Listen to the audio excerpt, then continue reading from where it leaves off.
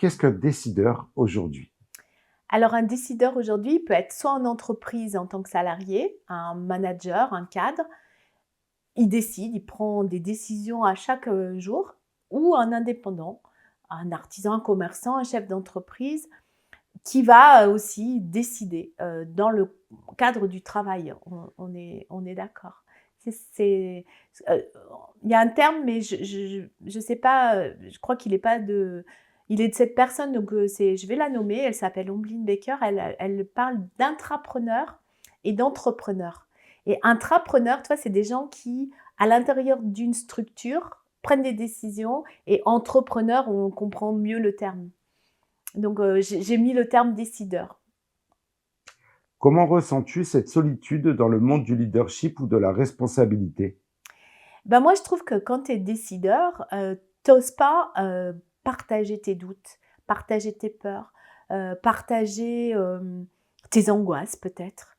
Heu, des moments, il y a peut-être des jours où tu as plus envie de te mobiliser pour l'entreprise, à la fois pour laquelle tu travailles ou pour la que tu as créée.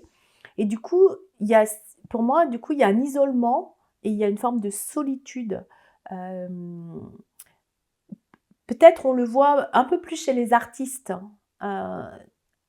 qui sont des entrepreneurs aussi, tu vois? Qui ont plus de créativité, qui, sont fatigués et qui le disent pas toujours. J'ai l'impression que c'est presque plus admis chez un artiste que qu'un entrepreneur ou un intrapreneur.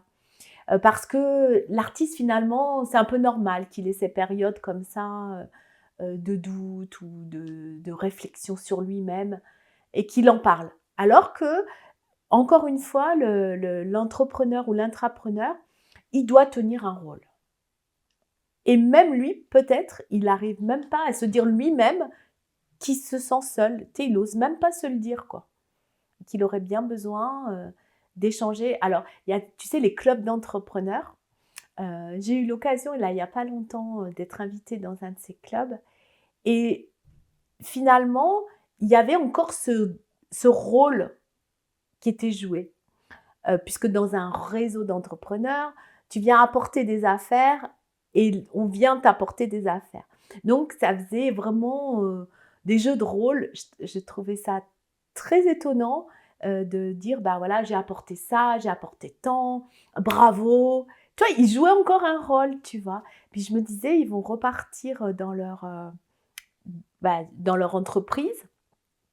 Et est-ce qu'ils sont vraiment, dans le réseau?» Normalement, c'est pour plus être seul, tu vois? Est-ce qu'ils ont vraiment parlé de ce qui leur pesait, de ce qui était important, plutôt que de dire: «Bah, j'ai apporté tant à un tel», quoi?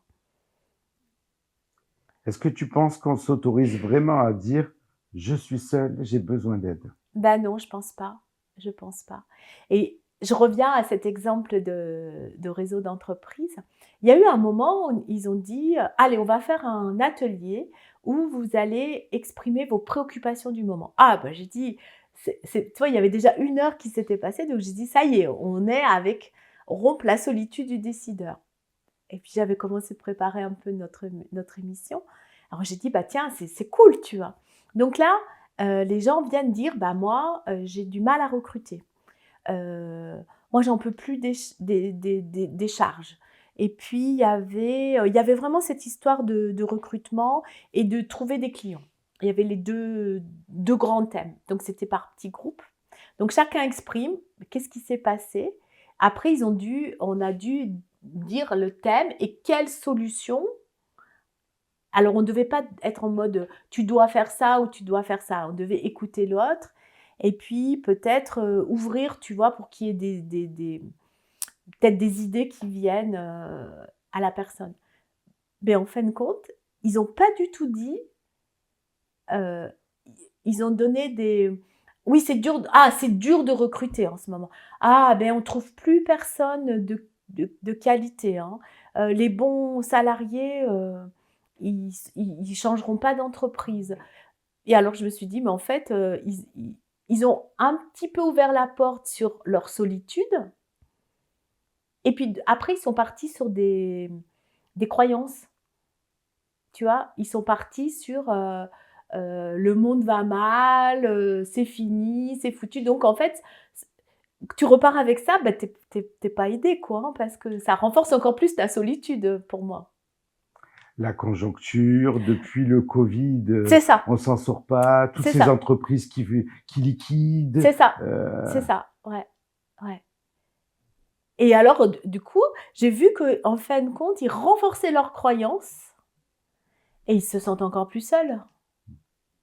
Alors que normalement, c'était un espace commun pour venir vraiment, bah, être dans leur cœur, tu vois? Et ils ont pas osé.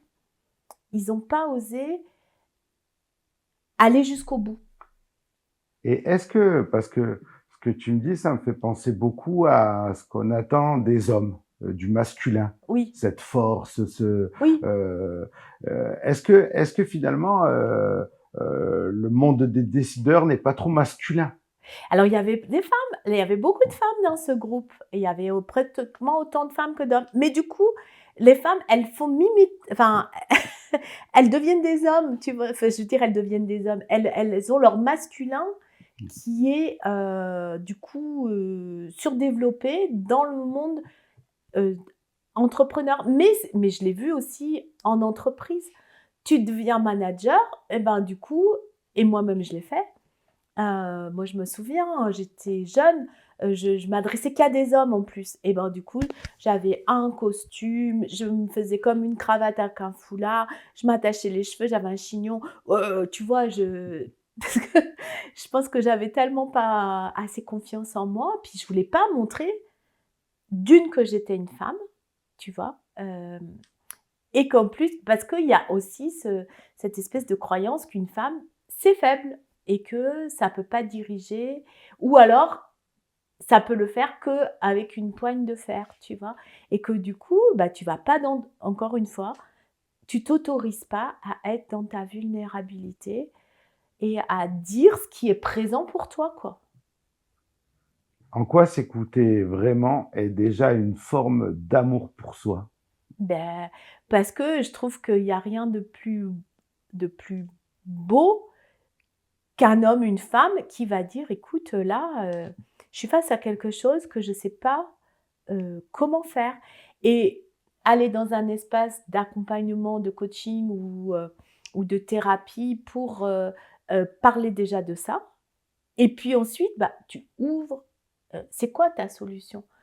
Tu vois? Moi, j'avais envie de leur dire là, si on prend le sujet de, enfin, il y a plus de bons ouvriers, il y a plus de bons on trouve plus de personnel. Qu'est-ce que toi, tu peux apporter à quelqu'un qui viendrait rejoindre ton entreprise? Qu'est-ce qui est fait que c'est différent chez toi? Qu'est-ce qui pourrait motiver quelqu'un à venir te rejoindre? En quoi, dans cet océan rouge de concurrents, tu te positionnes différemment? Peut-être tu es un électricien, mais peut-être que toi, ton kiff, c'est de faire, je dis n'importe quoi, des chantiers dans des commerces, tu vois? Et du coup, qu'est-ce que tu apportes? Est-ce que tu as une technologie différente? Est-ce que tu as, n'importe enfin, qui fait que tu es différent des autres? Et qu'est-ce qui motiverait un salarié à venir rejoindre ton aventure, plutôt que de déjà présupposer que c'est difficile.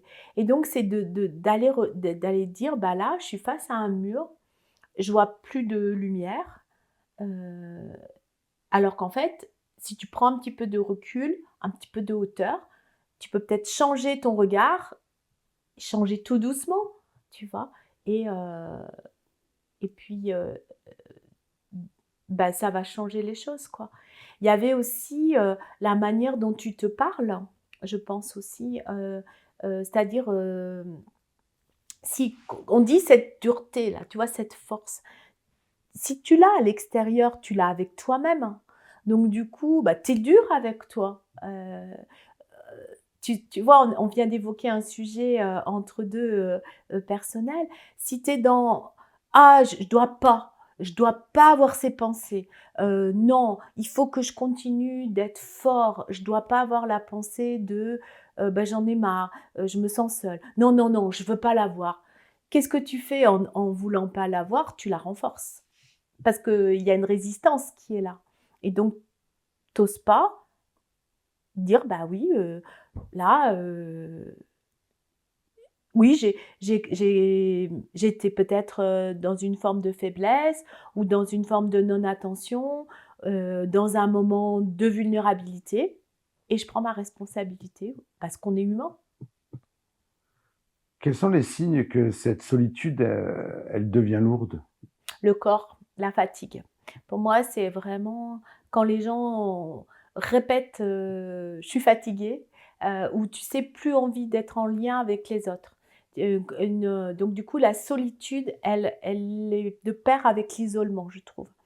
Quand, heu, ton compagnon de ces personnes voit que la personne, elle est plus là. Heu, puisque du coup, ça crée beaucoup de pensées et du coup, elle est beaucoup dans sa tête et cette énergie, elle reste dans le corps, et elle fatigue, elle plombe et je pense que c'est un des signaux et il y a aussi les réactions, dans les paroles. Tu vois, quand il y a un trop plein, heu, de l'agacement qui peut, aller jusqu'à des colères. Moi, j'ai vu des gens, dans le monde du travail, des décideurs qui pouvaient, du coup, dire des trucs, enfin avoir des paroles malheureuses, quoi et puis ensuite et ben, même peut-être ils trouvent c'est normal, tu vois? Mais pour moi, c'est un peu comme la cocotte minute qui peut pas, le petit chapeau là et la pression, paf, ça sort et du coup, ça sort en mots malheureux et aussi de jugement par rapport à soi-même. Et comment le corps parle-t-il avant même qu'on en ait conscience? Et ben ouais, cette forme de lourdeur, tu vois? Heu, tu sais, le matin, quand déjà il y a un signe, c'est quand, tu te réveilles. Pas avec enfin qu'il faut que déjà tu aies plusieurs réveils, tu vois? Et puis quand, bah, ton corps, tu sens quand c'est lourd dans ton corps, ces sensations et comme on est beaucoup dans d'une société où c'est ça qui est super important, on oublie le corps et bah, c'est de porter attention à notre corps et aussi de quoi on se nourrit, j'ai envie de dire et sur tous les plans. C'est-à-dire si tu vas pas bien et puis que tu écoutes toutes les informations mainstream qui te disent que le monde va mal, ça renforce ce malaise. Si tu te nourris mal aussi alors je dis pas que, j'ai écouté d'ailleurs quelque chose qui était très intéressant. Je digresse, mais sur la nourriture. Parce que tu sais, on dit, encore des injonctions, hein: «Faut manger du quinoa, faut manger des légumes et cetera, faire du sport, blablabla». Et la personne partageait, que les grands décideurs, les gens qui ont vraiment réussi, des fois, ils mangent très, très mal.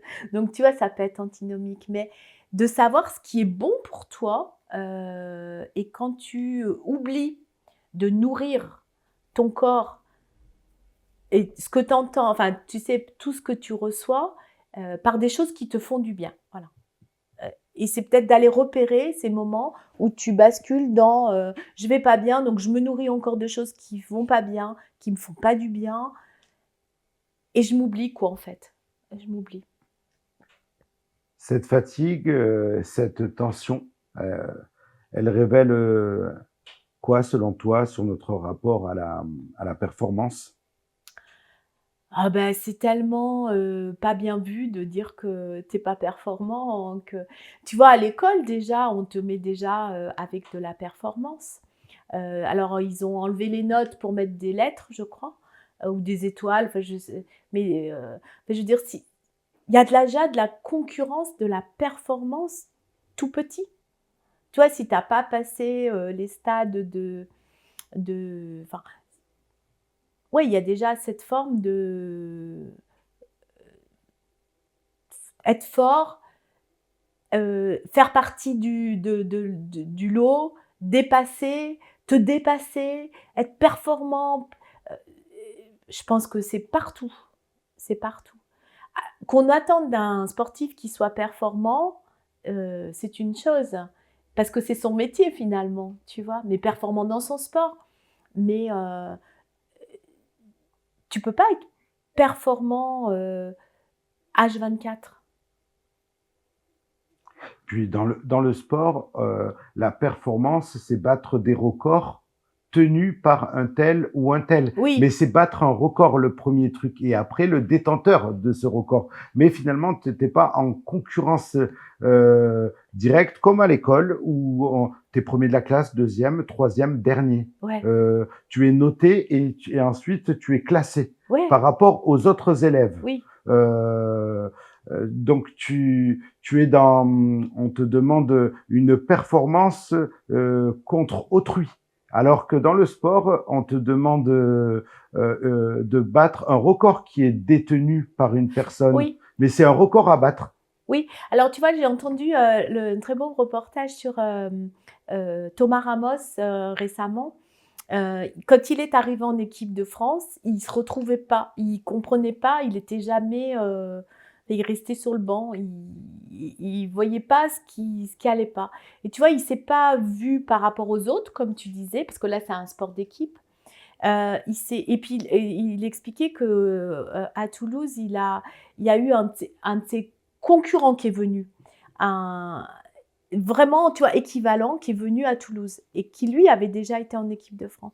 Donc là, il s'est senti un peu en danger et du coup, il a plus regardé cette personne, ni le fait qu'il jouait pas, il a continué à s'améliorer. À un moment, il le dit qu'il a eu le doute, c'est cette solitude de se dire: «Ben, qu'est-ce qui va pas chez moi?» Et puis là, à un moment, il a mis ça de côté et il a continué de s'entraîner, il a continué de développer son mindset, de tu vois, de ce truc go, je pas, j'y arriverai jamais, de dire: je continue de m'entraîner, je continue d'être de plus en plus précis» et puis finalement, et je crois qu'il a eu un événement où il est allé au championnat du monde, il s'est blessé et il est rentré et là, il pensait que, tu vois, c'était fini et de ça, il en a fait une force. Donc comme quoi ça c'est ça aussi l'esprit du sportif, moi je trouve, c'est-à-dire d'une blessure, il y a cette forme de résilience et pas il va rentrer, il va pas résister, il va se laisser aller, il va aller se regarder dans cette blessure et puis il va se remettre en selle. Est-ce que tu dirais du coup que cette solitude, elle est souvent nourrie par des croyances limitantes? Oui, ben oui, j'ai pas le droit de demander de l'aide, je dois m'en sortir tout seul, je vais pas aller raconter ça, à une psy, c'est pour les faibles, j'y suis toujours arrivée, je dois y arriver, hem, les autres, doivent être fiers de moi. Il y a une forme de culpabilité d'être dans ça, tu vois? Et donc déjà, de pas, continuer d'alimenter cette croyance. Et comment un accompagnement peut-il changer cette solitude? Bah, déjà par, le fait que tu vas déjà tu sais, ça change déjà quand tu prends la décision. Tu prends la décision de t'engager dans un accompagnement en disant: «Bon, là, j'ai peut-être pas le choix parce que soit si je continue comme ça, je vais dans le mur ou alors soit tu peux aller dans le mur, physiquement, c'est-à-dire qu'à un moment, c'est la maladie qui va peut-être s'en venir, tu vois? Soit, bah, du coup, je vais continuer de me voir comme un raté. Peut-être je force le trait, mais, hem, je vais rester dans cette boîte jusqu'au bout, heu, ou je sais pas, je vais continuer de me positionner, oui, en victime d'un système et puis du coup, bah, là, c'est quand même un peu dur chaque jour de retrouver de la motivation et déjà, si je prends la décision de me faire accompagner, d'aller parler à quelqu'un, je pense qu'il y a déjà un changement qui s'opère et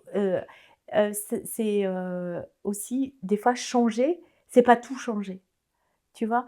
Tu sais, on pense que des fois, heu, il y a pas besoin de tout révolutionner. et que parfois, je vais citer une personne, j'espère que je vais bien la citer, elle s'appelle Hélène Siné. C'était un post, elle disait, «C'est pas, déjà une décision, mais c'est un mouvement intérieur», tu vois? Donc déjà de voir que on se sent seul, ça va pas, on est malheureux, c'est peut-être pas déjà une décision de se faire accompagner, mais il y a déjà un mouvement qui s'opère. Qu'est-ce que tu entends par espace neutre? Bah, neutre, c'est un endroit, une relation où tu vas pas déjà projeter des choses. Si tu te sens seul en tant que décideur et que tu en parles à ta famille, tu en parles à tes amis, c'est pas neutre parce qu'eux, ils ont déjà un jugement, ils ont déjà un préjugement, ils ont déjà des idées préconçues, voilà, sur toi. Bien ou pas bien, hein, tu vois? «Ah mais ça va aller», «Non mais je te dis que là, je vais pas bien». «Mais non, mais c'est un passage à vide, tu vas voir, tu vas». Tu es pas écouté, tu es d'accord avec moi? Ou à l'inverse, «Allez, sois écoute, mais non, tu es pas seul, mais qu'est-ce que tu te racontes? C'est des hi», tu vois? Tu es pas aidé non plus, tu vois? Donc un espace neutre, c'est la personne qui t'écoute, elle a pas de jugement sur ce que tu vis, tu vois? Elle dit pas: «C'est bien, c'est mal». C'est très, très humain, hein, ça de mettre, tu sais, de comparer, d'évaluer. Tu sais, on disait les classements là, à l'école. Tu vois, depuis l'enfance, on a déjà cette idée de notation. Bien, mal, chaud, froid, grand, petit, valeureux, pas valeureux, et cetera. Et là, c'est neutre. La personne, elle est un témoin de ce que tu vis et c'est finalement, elle a pas jugé ce que tu vis, quoi.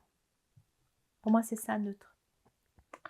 Quelle différence fais-tu entre un lieu de performance et un lieu de vérité?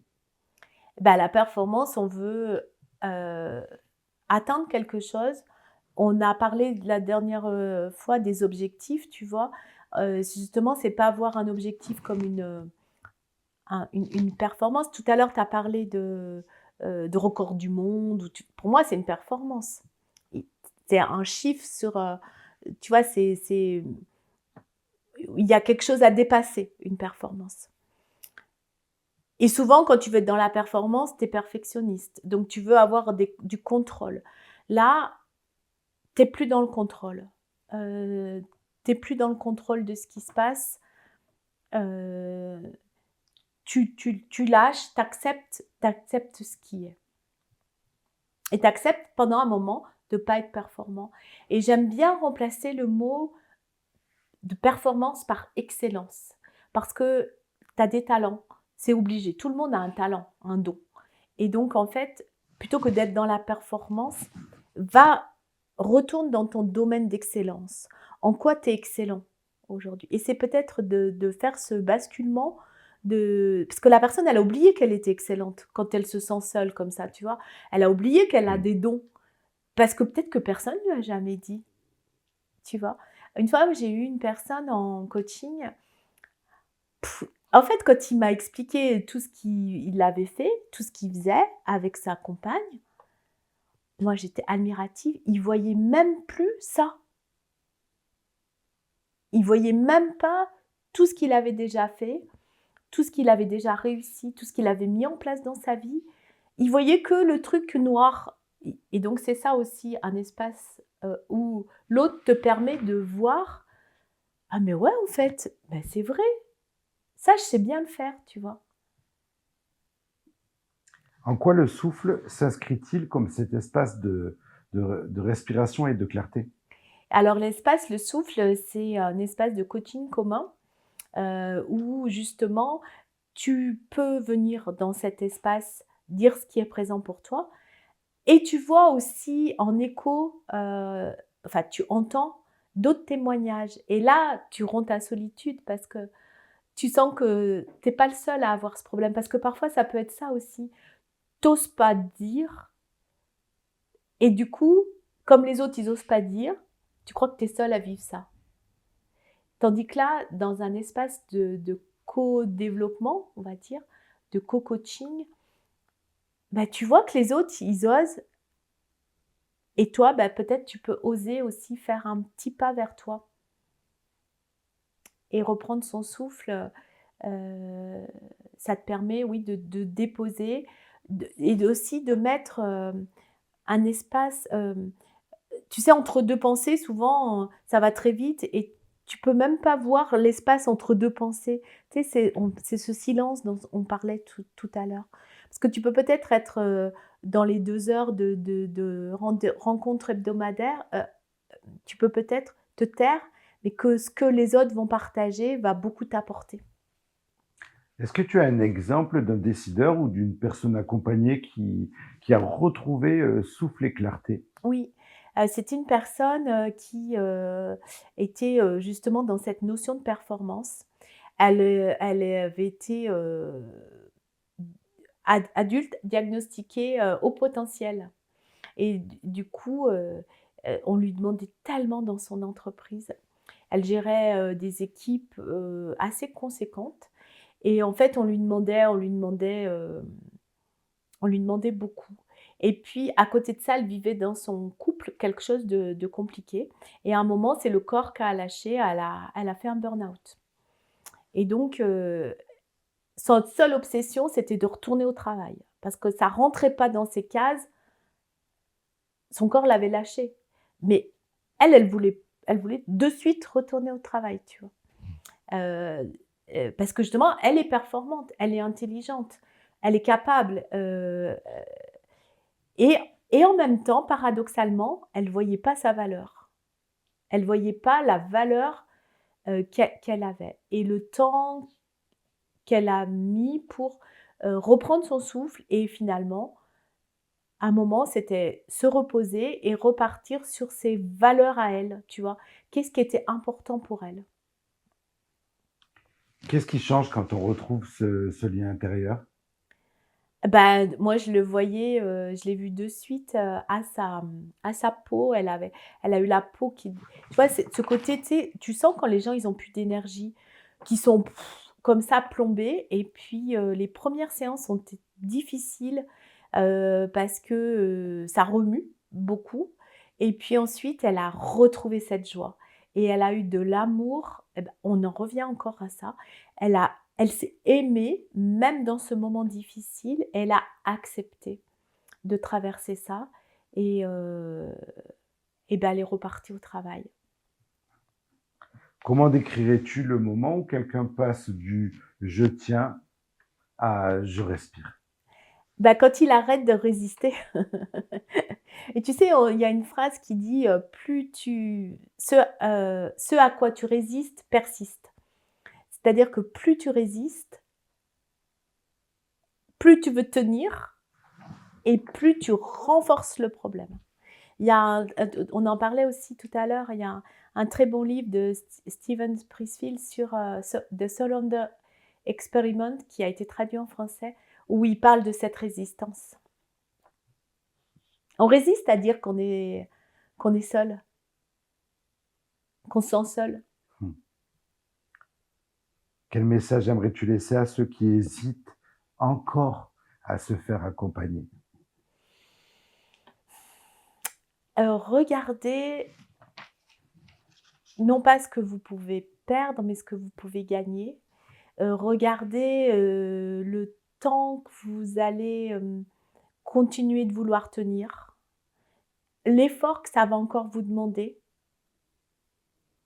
et parfois on peut plus, même un tout petit effort, tu peux plus et du coup, ça vaut peut-être, quand même la enfin, essayez, de voir si ça change les choses.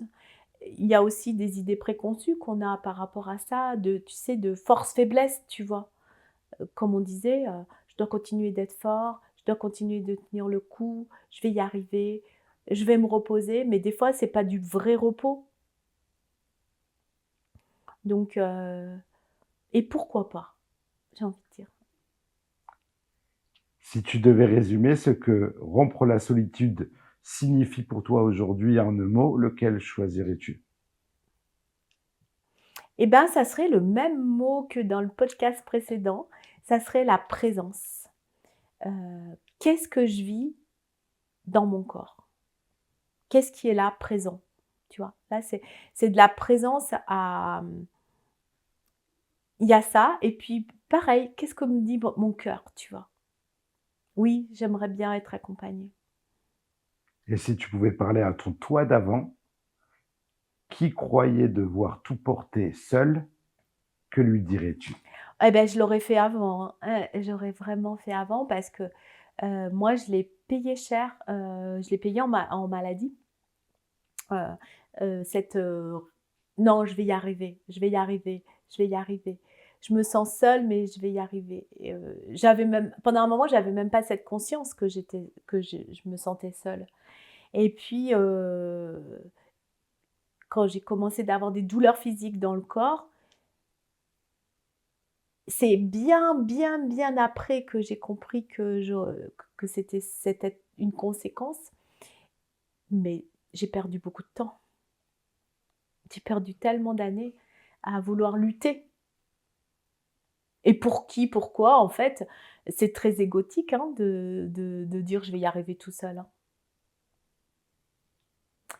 Je dirais aussi, c'est parce que je savais pas que ça existait.